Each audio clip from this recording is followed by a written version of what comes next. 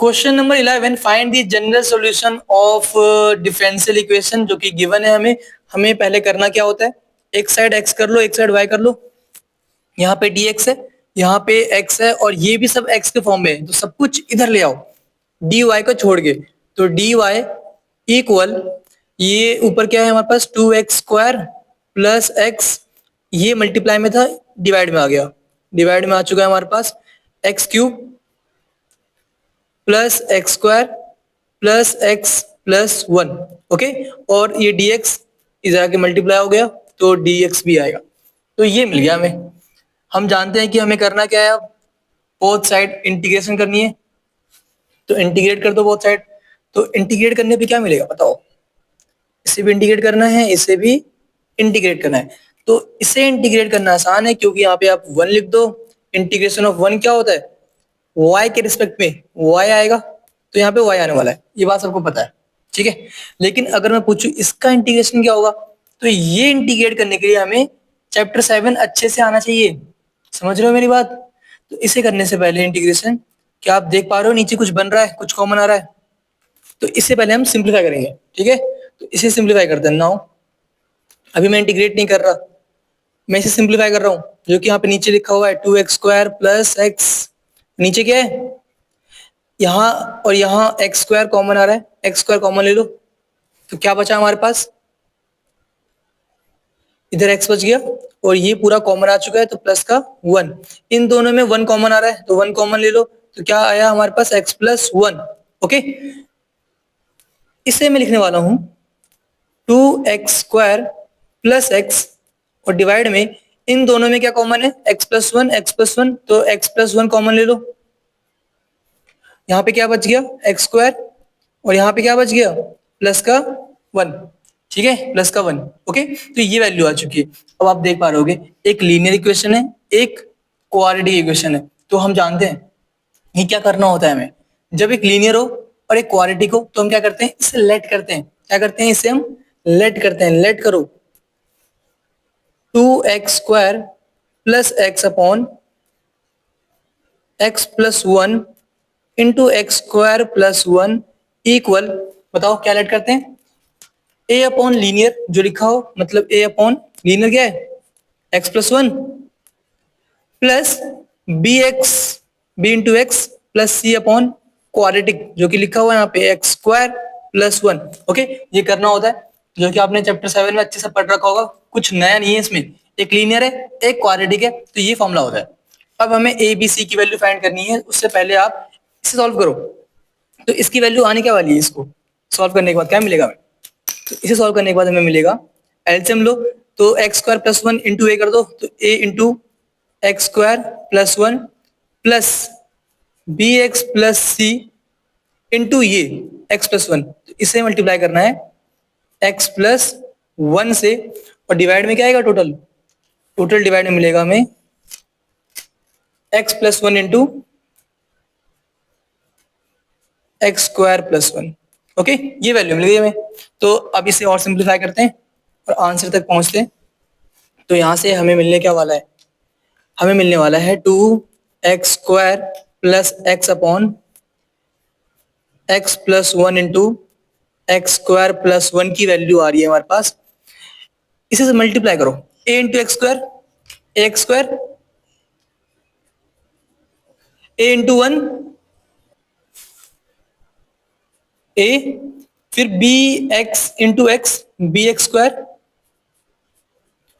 B x into 1 plus का B x, सी into x plus का सी x, सी into 1 plus का सी, और डिवाइड में क्या आएगा total x plus 1 into x square plus 1। तो इससे ये कैंसिल हो गया। देखो ये काम जो हम कर रहे हैं, हम पहली बार तो नहीं कर रहे, इस पे पूरा हमने एक एक्सरसाइज कर रखा है 7.5, है ना, पूरी वीडियोस मैंने अपलोड कर रखी हैं, अगर आपको देखनी हो तो वो भी आप देख सकते हो। तो अब हमें क्या करना होता है, कंपेयर करने से पहले एक छोटा सा काम करना होता है। इनमें देखो कि कुछ कॉमन आ रहा है क्या, सब में बिल्कुल आ रहा होगा।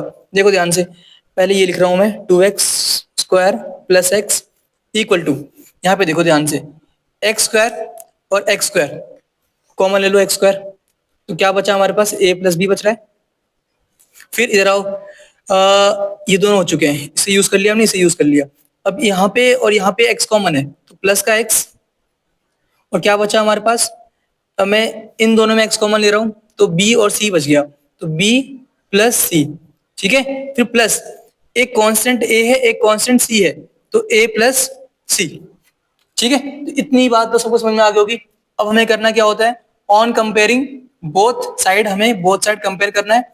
एक्स स्क्वायर के कोफिशिएंट को एक्स स्क्वायर के कोफिशिएंट के साथ, एक्स के कोफिशिएंट को एक्स के कोफिशिएंट के साथ, और कांस्टेंट को कांस्टेंट के साथ। कांस्टेंट यहाँ पे है नहीं, मतलब जीरो है कांस्टेंट की वैल्यू इस साइड, तो है ना।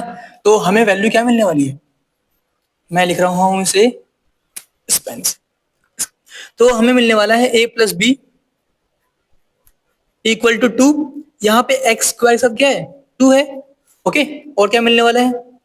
b plus c equal x साथ में क्या एक्स के 1 है, यहाँ पे जहाँ पे कुछ नहीं होता वहां पे 1 होता है, तो 1।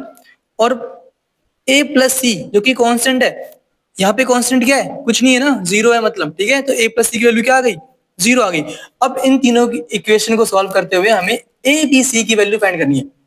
ओके, तो इसके लिए क्या करना होगा? इन दोनों को सॉल्व करो पहले।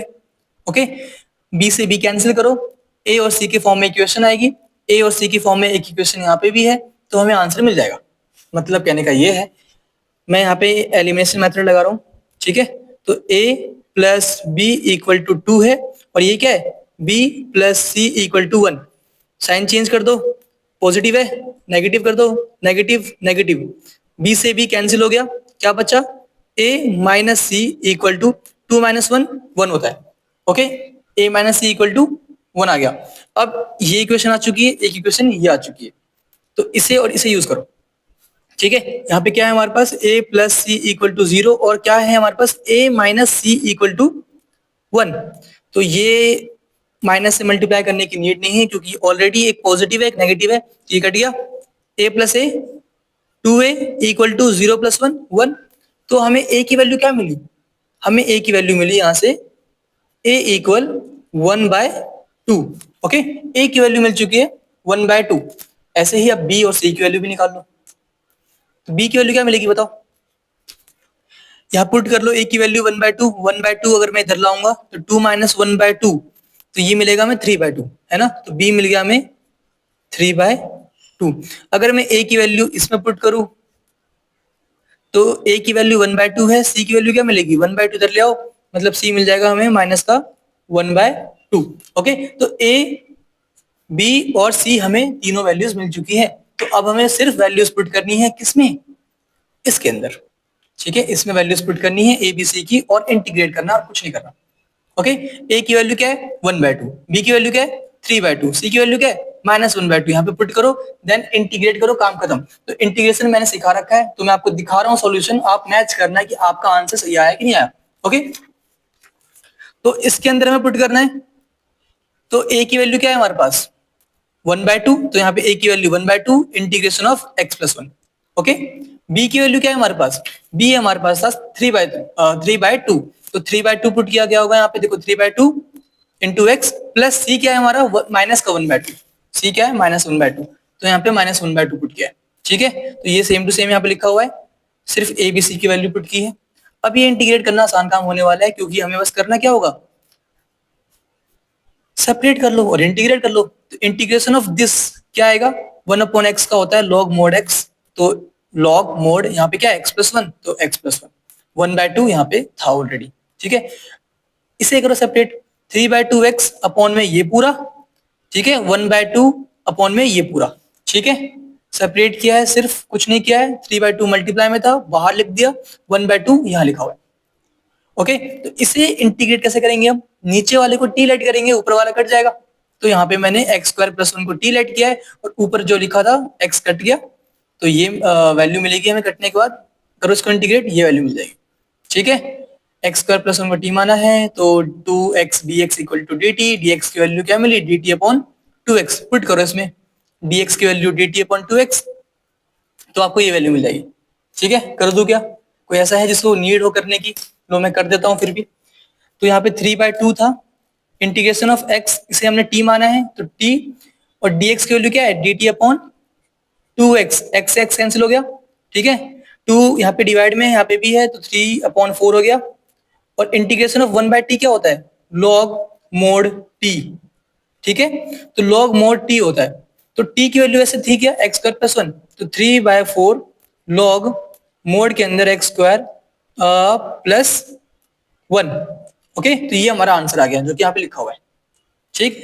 ऐसे ही इसे देखो, इंटीग्रेशन ऑफ 1/x² + 1 किसका होता है इंटीग्रेशन, ये tan इनवर्स x का, मतलब tan इनवर्स x आता है आंसर हमारे पास। अगर जिसको याद ना हो मैं याद दिला दूं, ये रहा फॉर्मूला हमारे पास, ठीक है, 1/x² + a² क्या होता है, 1/a tan inverse x/a, okay, a क्या है हमारे पास यहाँ पे 1 है, तो यहाँ पे किसका फॉर्मूला है ये, tan इनवर्स x का, ठीक है। उसके बाद हमने इसमें कुछ नहीं किया है, हमें गिवन था क्वेश्चन के अंदर कि y की वैल्यू 1 और x की वैल्यू 0 पे निकालना है, तो हमें जो आंसर मिला है ना, ये आंसर मिला है हमें, ठीक है। इसमें हम जहां पे भी y होगा वहां पे 1 पुट कर देंगे, और जहां पे भी x होगा वहां पे 0 पुट कर देंगे, ठीक है, व्हेन x = 0 एंड y = 1। ये हमारा आंसर कंप्लीट हो चुका है।